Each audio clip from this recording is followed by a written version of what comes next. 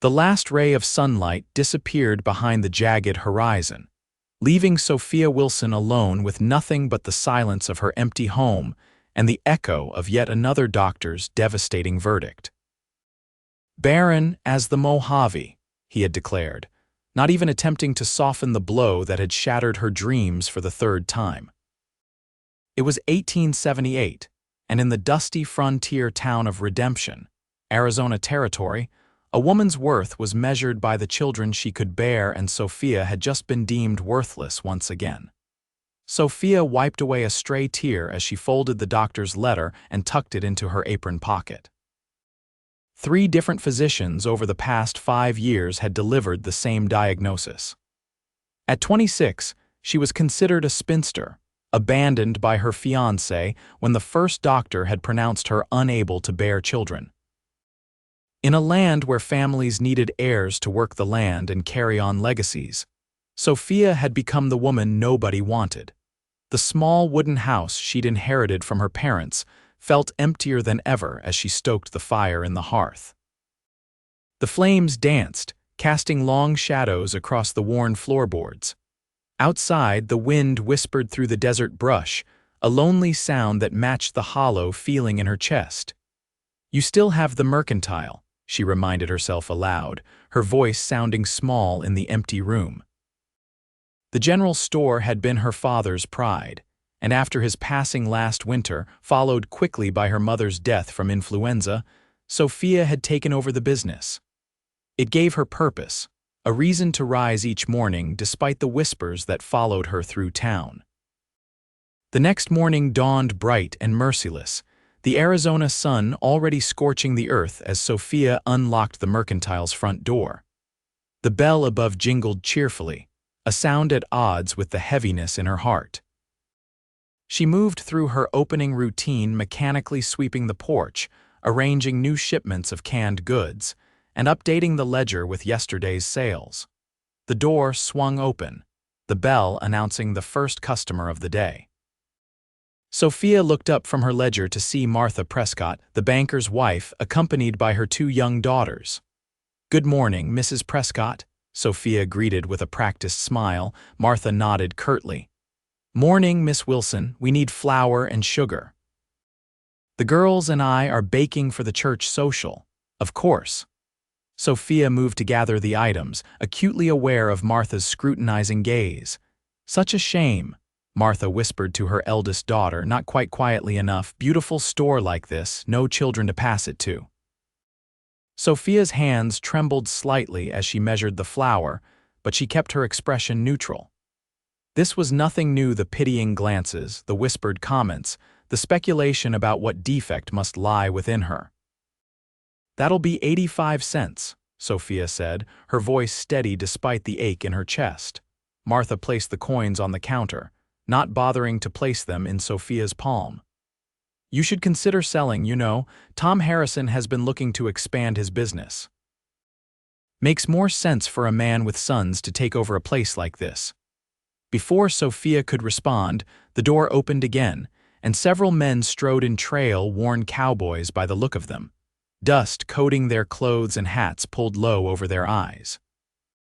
The lead man removed his hat, revealing sun-bleached blonde hair and striking blue eyes that caught Sophia's gaze immediately. "Madam," he nodded to Martha before turning to Sophia. "We've just ridden in with a cattle drive. My men need supplies." Martha huffed, gathering her purchases. "Come along, girls. Let's leave Miss Wilson to her customers." She emphasized the last word as if it were distasteful, herding her daughters toward the door. Sophia straightened her shoulders. "How can I help you, sir?" "Name's Nathan Vance," he said, extending a calloused hand across the counter. "Trail boss for the Double Diamond Ranch." Sophia took his hand briefly, noting its strength and warmth. "Sophia Wilson, welcome to Redemption, Mr. Vance." Nathan's smile reached his eyes, creating small crinkles at the corners that suggested he smiled often despite the harsh sun and harsher life of a cowboy. "We'll need coffee, beans, salt pork, and tobacco, whatever you've got for a dozen hungry men." As Sophia gathered the supplies, she felt Nathan watching her, not in the predatory way some men did, but with genuine curiosity.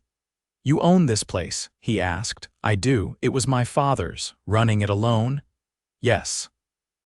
She expected the usual follow-up questions about a husband, comments about a woman's place, suggestions that she couldn't possibly manage on her own. Instead, Nathan nodded appreciatively. "Impressive stock. Best organized mercantile I've seen in 3 territories." The unexpected compliment warmed Sophia's cheeks. "Thank you, Mr. Vance. Just Nathan, please." Their conversation flowed easily as she assembled his order, discussing everything from the quality of her goods to the weather patterns affecting the cattle drives. He treated her as an equal, a business owner with knowledge worth respecting, something few men in Redemption ever did. When she tallied his purchase, he paid without haggling, adding, "We'll be in town for about 2 weeks before heading on to California. I expect we'll need to restock before we go." "I'll be here," Sophia replied, realizing she was looking forward to seeing him again.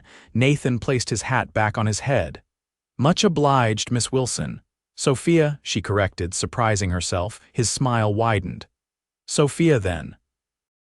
With a tip of his hat, he gathered his supplies and departed, leaving Sophia with an unfamiliar flutter in her stomach. That evening, as Sophia closed the shop, she spotted Nathan again across the street, emerging from the town's only restaurant. He caught her eye and raised his hand in greeting. She returned the gesture before turning toward home, aware that several townspeople had noticed the exchange. By morning, she knew, there would be fresh gossip about the spinster shopkeeper and the visiting cowboy. For once, Sophia found she didn't care what they might say. The next few days brought Nathan to the mercantile regularly. Sometimes, he came with specific needs for his men, other times with questions that seemed designed simply to engage her in conversation. Sophia found herself looking forward to the bell's jingle that might herald his arrival. On the 5th day, as she was closing up shop, Nathan appeared at her door. "Miss Wilson, Sophia," he corrected himself with a smile. "I was wondering if you might allow me to escort you to dinner this evening." Sophia hesitated. No man had shown interest in her since the town had labeled her barren. "Mr. Vance, Nathan," he reminded her. "Nathan," she conceded. "You should know that is, people in town talk," and he waited patiently as she struggled for words. "I'm not considered a suitable match for most men," she finally said, her cheeks burning. I can't have children." She expected him to retreat, to make excuses and leave. Instead, he stepped closer. "I'm not most men," he said simply. "And I'm asking about dinner, not marriage or children, though I find it mighty presumptuous of anyone to decide what the good Lord has planned for your future." His words loosened something tight in Sophia's chest. "In that case, I accept your invitation." They dined at the hotel restaurant, enduring curious stares from other patrons. Nathan seemed not to notice, or perhaps not to care, as he regaled her with tales of life on the trail, of the vast open country he'd seen, and the adventures he'd had since leaving his family's farm in Missouri at 18. "What about you?" he asked, refilling her water glass. "Have you always lived in Redemption, born and raised here?" Sophia confirmed.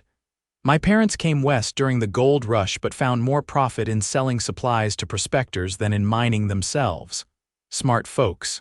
They were." Sophia smiled sadly. "I miss them terribly." "They've only been gone a year." Nathan's expression softened. "I'm sorry for your loss. It's not easy losing parents, especially both so close together." "No, it's not. And the town, well, they've been less than supportive since I was left alone." Nathan's brow furrowed.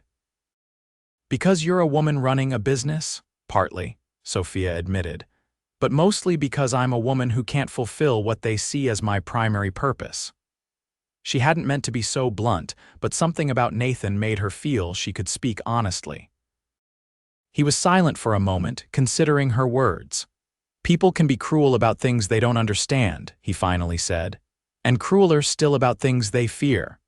"Fear? What could they possibly fear about me, a woman who doesn't need what society tells her she should want?" Who creates her own path. That's frightening to folks who have never questioned the roads laid out for them. His blue eyes held her steadily. I admire it. Sophia felt a warmth spread through her that had nothing to do with the room's temperature. You're unlike any man I've met, Nathan Vance. I'll take that as a compliment, he grinned. As they walked back to her home in the gathering dusk, Nathan offered his arm and Sophia took it, feeling the solid strength of him beside her. They strolled slowly, reluctant to end the evening. When do you leave for California? She asked, dreading the answer. Not for another week or so. The cattle need rest and we've arranged grazing rights with a rancher outside town. He glanced down at her. Plenty of time for more dinners if you're amenable. I'd like that, Sophia replied, unable to keep the smile from her voice. At her door, Nathan removed his hat, holding it respectfully before him. Thank you for a lovely evening, Sophia. Thank you for asking me, she said softly. He leaned down slowly, giving her time to step away if she wished, and placed a gentle kiss on her cheek. Good night, he murmured, his breath warm against her skin. Good night, Nathan. As she watched him walk back toward town, Sophia touched her cheek where his lips had been. For the first time in years, she felt a flicker of something she'd thought was forever lost to her hope. The next morning, Sophia was arranging a new shipment of fabric when the bell rang. Her heart leapt, expecting Nathan, but instead she found herself facing Edith Coleman, the town's most notorious gossip. Good morning, Miss Coleman, Sophia greeted, forcing a smile. Is it true? Edith demanded without preamble. You were seen dining with that cowboy last night, Sophia continued, folding fabric. Yes, I had dinner with Mr. Vance. Well, Edith's eyes gleamed with malicious delight. I must say it's bold of you to lead that poor man on, knowing your condition. Sophia's hands stilled. I wasn't aware that sharing a meal constituted leading someone on, Miss Coleman. Don't be coy, Sophia. Everyone knows what men like that want a wife to give them sons. Does he know you can't provide that, or are you hoping to trap him before he discovers the truth? The bell jingled again, and both women turned to see Nathan entering the store. Edith's expression shifted instantly to a saccharine smile. Mr. Vance, we were just talking about you. Nathan's eyes moved between the women, noting Sophia's rigid posture and pale face. Were you now? All good things, I hope. Oh, of course, Edith purred. I was just telling Sophia how fortunate she is to have caught your attention, considering her unfortunate circumstance. Sophia closed her eyes briefly, mortification washing over her. And what circumstance would that be, madam? Nathan's tone remained polite, but his eyes had hardened. Edith looked triumphant. Why, her barrenness, of course. 3 doctors have confirmed it. Any man looking for a family would be sorely disappointed. Nathan stepped closer to the counter, placing himself between Sophia and Edith. Miss Coleman, is it? Let me share something with you. Where I come from, discussing a lady's private matters in public would be considered unconscionably rude. His voice was low and controlled. Furthermore, I find it interesting that you presume to know what I might be looking for, or what might disappoint me. Edith's mouth opened and closed like a fish out of water. Now, Nathan continued, I believe you were just leaving. Flustered, Edith gathered her shawl around her shoulders. Well, I never. Sophia Wilson, you'll regret bringing outsiders into our town's business. She stormed out, the bell jangling violently in her wake. When she was gone, Sophia found she couldn't look at Nathan. I'm sorry you had to witness that. I'm sorry you have to endure it, he replied, moving around the counter to stand beside her. Are they all like that? Most, she admitted. Not all are as direct as Edith, but the sentiment is the same. She finally raised her eyes to his. You should know that by continuing to associate with me, you'll be subject to more of the same. Nathan took her hand, his rough palm warm against her skin. Sophia, I've faced down stampeding cattle, hostile tribes, and gun-slinging rustlers. I think I can handle a few wagging tongues. Despite everything, Sophia laughed, a real laugh that lightened her heart. You're a brave man, Nathan Vance. Not brave, he corrected, squeezing her hand. Just clear on what matters and what doesn't. That evening, Nathan escorted her to a small gathering at the town's only saloon where a traveling musician was performing. They entered together, his hand at the small of her back, and the room fell momentarily silent before conversation resumed in hushed tones. Sophia felt the stares but found they bothered her less with Nathan beside her. The musician played beautifully, and when he struck up a waltz, Nathan led Sophia to the small clearing that served as a dance floor. Other couples joined them, though Sophia noted how several women steered their partners away. "They act as if barrenness is contagious," she whispered as Nathan guided her through the steps. "Ignorance often manifests as fear," he replied, drawing her slightly closer than propriety strictly allowed. "But I've never been one to let others' fears dictate my choices." As they danced, Sophia felt something shifting within her, a wall carefully constructed after years of rejection beginning to crumble. Nathan held her as if she were precious, his eyes never leaving hers, and for the first time in years, she allowed herself to imagine a future different from the lonely one she'd resigned herself to. The days that followed took on a dreamlike quality. Nathan appeared at the Mercantile each morning with fresh wildflowers he'd gathered on his rides. They shared meals, walked along the creek outside town, and spent evenings on her porch swing talking until the stars were thick in the sky. He told her of his dream to have his own ranch someday, somewhere with good water and room for cattle to roam. She shared her hopes of expanding the Mercantile, perhaps adding a section of books and educational materials for the town's children. On the evening before his scheduled departure, they sat on her porch, the air heavy with unspoken words. Sophia's heart felt like it might crack open, knowing that by this time tomorrow he would be gone. "I don't want to leave," Nathan finally said, breaking the silence. Sophia swallowed hard. "You have responsibilities. The cattle drive, I've spoken with my employer," he interrupted. "My second in command will lead the drive the rest of the way." Sophia turned to face him fully. "What are you saying?" Nathan took both her hands in his. "I'm saying that in 2 weeks, I've found something in redemption more valuable than any cattle drive or paycheck." His blue eyes searched hers. "I'm saying I want to stay, Sophia. I want to stay and court you properly if you'll have me." Joy and fear warred within her. "Nathan, you know what people say about me, what the doctors have said." "I know what people say," he acknowledged. "But I also know that doctors are just men with opinions, not prophets, and even if they're right, there are many ways to build a family." "You say that now," but he placed a gentle finger against her lips. "I say it with full understanding of what I'm choosing, Sophia. I choose you. Whatever comes with that choice, we'll face together." Tears welled in her eyes. "I never thought I had resigned myself to being alone." Nathan cupped her face tenderly. "You're not alone anymore." When he kissed her then, it was a promise gentle but firm, sweet, but with an underlying heat that made Sophia's pulse quicken. She wound her arms around his neck, drawing him closer, letting herself believe in the impossible. Word spread quickly through redemption that Nathan Vance had resigned his position with the cattle company and taken a room at the boarding house indefinitely. The town buzzed with speculation, most of it unkind. "He'll realize his mistake soon enough," Sophia overheard Mrs. Prescott telling the milliner as they passed the Mercantile. "No man wants a barren wife once the initial infatuation wears off." Sophia might have believed them once, but Nathan's steadfastness in the face of the town's disapproval strengthened her own resolve.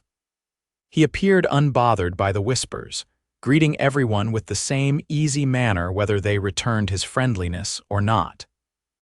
Within a month, Nathan had secured a position as foreman at the Thompson Ranch outside town.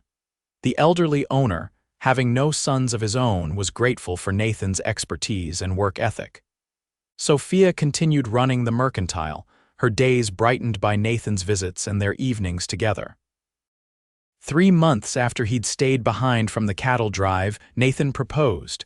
It was a simple proposal, offered on a Sunday afternoon picnic by the creek where they'd spent so many hours talking. "I love you, Sophia Wilson," he said, kneeling before her with a small silver ring. "I want to build a life with you to face whatever comes at your side. Will you marry me?" Through tears of joy, Sophia accepted, knowing that regardless of what the future held, she would never again face it alone. They were married 2 weeks later in a small ceremony at the church. Few townspeople attended, but those who did, including the kind-hearted widow who ran the bakery and the aging schoolteacher who had always treated Sophia with respect, were genuinely happy for them. Nathan moved into Sophia's house, and together they settled into a rhythm of work and companionship that filled Sophia's once empty home with laughter and love. At night, in the privacy of their bedroom, they discovered each other's bodies with wonder and growing passion. Nathan's tenderness erased Sophia's initial nervousness, and in his arms, she found herself blooming like a desert flower after rain. "You are more than enough," he would whisper against her skin. "Just as you are everything I could want." Summer turned to fall and fall to winter. The Mercantile thrived under their joint management, with Nathan's practical knowledge of ranchers' needs complementing Sophia's careful bookkeeping and inventory skills. They discussed expanding, perhaps adding a section for tack and specialized ranching equipment. As winter deepened, Sophia began to notice changes in her body fatigue that dogged her steps, a strange sensitivity to smells, and nausea that visited her each morning. At first, she attributed it to a winter illness, but as weeks passed and the symptoms persisted, a dangerous hope began to take root. One morning, after being sick yet again, she sat on the edge of their bed as Nathan brought her a cup of peppermint tea. "Perhaps we should call for the doctor," he suggested, concern creasing his brow. Sophia's hand trembled as she took the tea. "Nathan, I think I might be with child." His eyes widened, a complex mixture of emotions crossing his face: hope, fear, disbelief. "But the doctors said—" "I know what they said," she interrupted, "but I know my body and something is different." Nathan knelt before her, taking her free hand. "Are you certain?" "No," she admitted. "I'm afraid to hope. But it's been 3 months since my last monthly course and these symptoms." Nathan pressed his forehead to hers. "Then we'll hope together carefully, and whatever comes, we'll face it the same way we've faced everything else." Sophia waited another week before summoning the courage to visit Dr. Reynolds, the same physician who had last confirmed her supposed barrenness. She entered his office alone, having insisted that Nathan continue with his work day as normal. "Mrs. Vance, doctor." Reynolds greeted her, still adjusting to her married name. "What brings you in today?" Sophia explained her symptoms, watching the doctor's expression shift from professional interest to disbelief. "I see," he said when she finished. "And you believe you might be expecting?" "I think it's possible," Sophia replied, her voice steadier than she felt. After a thorough examination, Dr. Reynolds sat behind his desk, removing his spectacles to clean them thoughtfully. "Mrs. Vance, I must admit I'm quite surprised. Based on my previous diagnosis and those of my colleagues, this should not be possible." Sophia's heart sank. "So I'm not." "On the contrary," he interrupted, replacing his spectacles. "You are most definitely with child, approximately 4 months along, I would estimate." The room seemed to spin around her. "But how? You said." "Medical science is imperfect, Mrs. Vance. We make our best assessments based on the information available to us." He cleared his throat, looking somewhat embarrassed. "It appears that in your case we were wrong, extraordinarily wrong." Sophia pressed her hands to her abdomen, feeling the slight swell there that she had barely dared acknowledge. "I'm going to have a baby," she whispered, tears filling her eyes. "Yes, you are," Dr. Reynolds confirmed. "And based on my examination, both you and the child appear to be in excellent health." Sophia barely remembered the rest of the appointment, the doctor's instructions for prenatal care washing over her in a haze of joy. She walked back to the Mercantile in a daze, one hand protectively cradling her stomach. Nathan looked up when she entered, immediately setting aside the inventory list he'd been working on. "Sophia," he asked, reading her expression with growing hope. "You're going to be a father," she told him, her voice breaking on a sob of happiness. In 3 strides, he was across the store, lifting her into his arms and spinning her in a circle before remembering her condition and setting her gently back on her feet. "Truly." The doctor confirmed it. "Yes," she laughed through her tears. "We're having a baby, Nathan, a baby they all said I couldn't have." He dropped to his knees before her, pressing his face against her abdomen.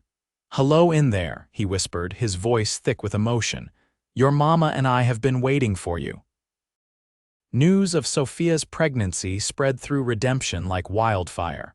The reactions were mixed disbelief from many, grudging congratulations from some, and genuine delight from the few who had stood by them. Dr. Reynolds found himself defending his earlier diagnosis, insisting that Sophia's case was a medical anomaly, a 1 in 1,000 occurrence. Edith Coleman was among the most vocally skeptical. "Convenient timing," she remarked loudly in the Mercantile one afternoon when Sophia's condition had become visibly apparent. "One might wonder if this child is truly her husband's, or if she's found another way to secure her marriage." Nathan, who had been stocking shelves nearby, set down his crate with deliberate care. "Miss Coleman," he said, his voice dangerously quiet, "I suggest you take your business elsewhere from now on." "Are you refusing to serve me?" she gasped, affronted. "I'm suggesting that a woman who would slander my wife and unborn child might be more comfortable shopping in another establishment." His tone left no room for argument. Red-faced, Edith stormed out, but not before declaring, "This town has standards, Mr. Vance, and you and your wife have fallen far below them." When she was gone, Sophia leaned against the counter, trembling slightly. "I never thought the news would make some people angry." Nathan came to her side, wrapping an arm around her shoulders. "They're not angry, love. They're confronting the reality that they were wrong, that all their judgments and whispers were based on falsehoods. Some folks find that harder to accept than others." As Sophia's pregnancy progressed, attitudes in town gradually shifted. The undeniable evidence of her growing belly challenged long-held assumptions. The baker who had attended their wedding began sending over fresh bread and pastries for the mother-to-be. The schoolteacher gifted them a handmade quilt in soft yellows and greens. Even Martha Prescott, after witnessing Sophia faint slightly in the summer heat, had helped her to a bench and fetched her water without a single disparaging remark. By the time winter returned, and Sophia entered her final month of pregnancy, many in Redemption had come to see her condition not as an impossibility or a deception, but as what it truly was, a miracle. On a snowy January night in 1880, after 18 hours of labor, Sophia gave birth to a healthy baby girl with her father's blue eyes and a dusting of dark hair like her mother's. They named her Hope, for the thing they had never abandoned despite all evidence that they should.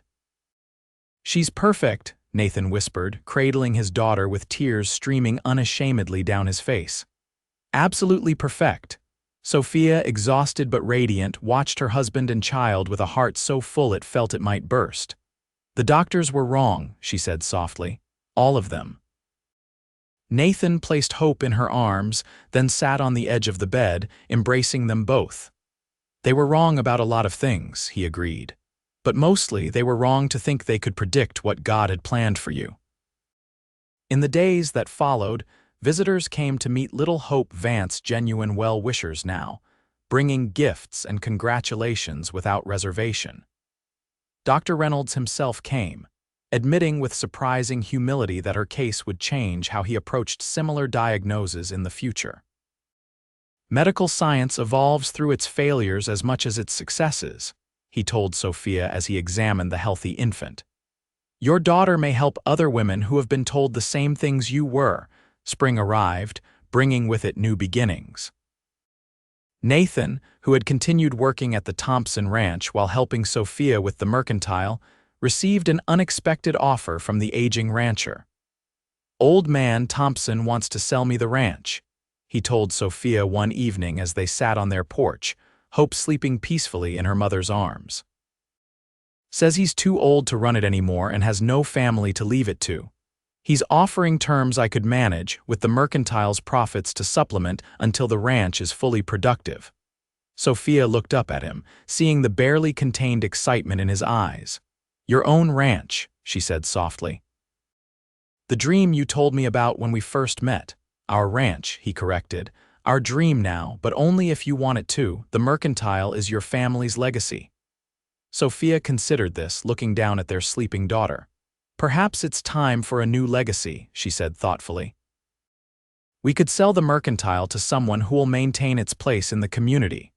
Start fresh at the ranch, raise hope in open spaces with room to grow. And maybe more children, Nathan added cautiously, still mindful of the years Sophia had believed such a thing impossible. Sophia smiled, the old pain completely healed by the warm weight of their daughter in her arms. Yes, she agreed. More children, God willing. By summer's end, they had sold the mercantile to a young couple eager to put down roots in redemption. The Vances moved to the Thompson Ranch, now the Vance Ranch, a sprawling property with good water and rich grazing land, just as Nathan had always dreamed. They renovated the main house, adding a nursery for Hope and rooms for the children they hoped would follow. Nathan threw himself into improving the ranch operations, while Sophia created a bountiful garden and learned the business side of ranching with the same attention to detail she'd applied to the mercantile. On Hope's first birthday, they hosted a gathering at the ranch. To their surprise, many townspeople made the journey out to celebrate the same people who had once whispered behind Sophia's back, now genuinely delighted by the happy, healthy child who had proven them all wrong. I never thought I'd see the day, Sophia marveled as she watched Edith Coleman herself bouncing Hope on her knee, the older woman's face transformed by the baby's infectious giggles. People can change, Nathan observed, his arm around his wife's waist. Sometimes they just need a good reason to. That night, after the guests had departed and Hope was asleep in her crib, Nathan and Sophia stood on their porch, looking out over their land silvered by moonlight. Are you happy? Nathan asked, drawing her close against the evening chill. Happier than I ever imagined possible, Sophia replied honestly. When you came to redemption, I was so certain of what my life would be, alone, childless, pitied. Now look at us. Nathan kissed the top of her head. I thank God every day that I walked into your mercantile. So do I, Sophia said, turning in his arms to face him. And I have something to tell you, his eyebrows raised in question. Dr. Reynolds confirmed it yesterday, she said, taking his hand and placing it on her still flat abdomen. Hope is going to have a little brother or sister by next spring. Joy bloomed across Nathan's face as he lifted her into his arms, their laughter rising into the star-filled sky. They had defied every prediction, overcome every judgment, and created a life neither had dared to imagine before finding each other. 5 years later, the Vance Ranch had become one of the most prosperous in the territory. 3 children now filled their home with laughter. Hope, her brother Daniel, and the newest addition, baby Elizabeth. The house had been expanded again to accommodate their growing family, and Nathan had hired several hands to help manage the increasing herd. Sophia, now respected throughout the region not only as a mother, but as a shrewd businesswoman who had helped transform a struggling ranch into a thriving enterprise, often reflected on the journey that had brought her here. The pain of those years when she believed herself barren had faded, replaced by the joyful chaos of family life and the deep, abiding love she shared with Nathan. One autumn afternoon, as she watched Nathan teaching Hope to ride her own pony while Daniel toddled after them and Elizabeth napped in her cradle nearby, Sophia felt a profound sense of gratitude wash over her. The doctors had been wrong. The townspeople had been wrong. But Nathan had been right to see beyond labels and limitations, to recognize the truth of her worth when no one else would. Mama, look, Hope called, sitting proudly atop her pony as Nathan led them in a circle. I'm riding all by myself. I see you, sweetheart. Sophia called back, her heart swelling with pride. Later that evening, with the children asleep and the house quiet, Sophia found Nathan on the porch, looking out at the land that had become their kingdom. "What are you thinking about?" she asked, settling beside him on the swing. "How differently things might have turned out," he admitted, taking her hand. "If I hadn't stayed in redemption, if I'd listened to what people said about you, if we'd believed what couldn't be possible." Sophia rested her head on his shoulder. "I used to think my inability to have children was a punishment for something I'd done wrong," she confessed. "Now I wonder if it wasn't just life's way of keeping me available until the right man came along." Nathan smiled, pressing a kiss to her temple. "The man who was smart enough to know that a woman's worth isn't measured by her ability to bear children. Though, as it turns out, I'm quite good at that too." Sophia laughed softly, patting her stomach where the earliest signs of their fourth child had recently made themselves known. Nathan's hand covered hers, his expression turning to one of wonder as it did with each pregnancy. "Indeed you are, Mrs. Vance. Indeed you are." As the sun set over their land, painting the sky in fiery hues of orange and pink, Sophia Wilson Vance knew with absolute certainty that she had found her true place in the world, not as the barren spinster of redemption, but as a beloved wife, a cherished mother, and a woman who had proven that love, faith, and courage could overcome even the most definitive of verdicts. In the years that followed, their family continued to grow, eventually including 6 children who would carry on the legacy of the Vance Ranch.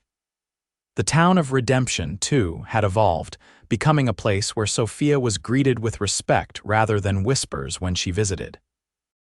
The doctors who had once declared her incapable of motherhood had long since admitted their error, with Dr. Reynolds even using her case as an example when counseling other women facing similar diagnoses. "Never say never," he would tell them.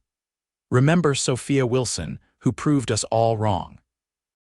And on quiet evenings when the work was done, and their home buzzed with the beautiful chaos of family life, Nathan and Sophia would sometimes sit together on their porch, watching their impossible children play in the yard, marveling at the journey that had brought them here to a love that had defied all predictions, and a life more blessed than either had dared to dream.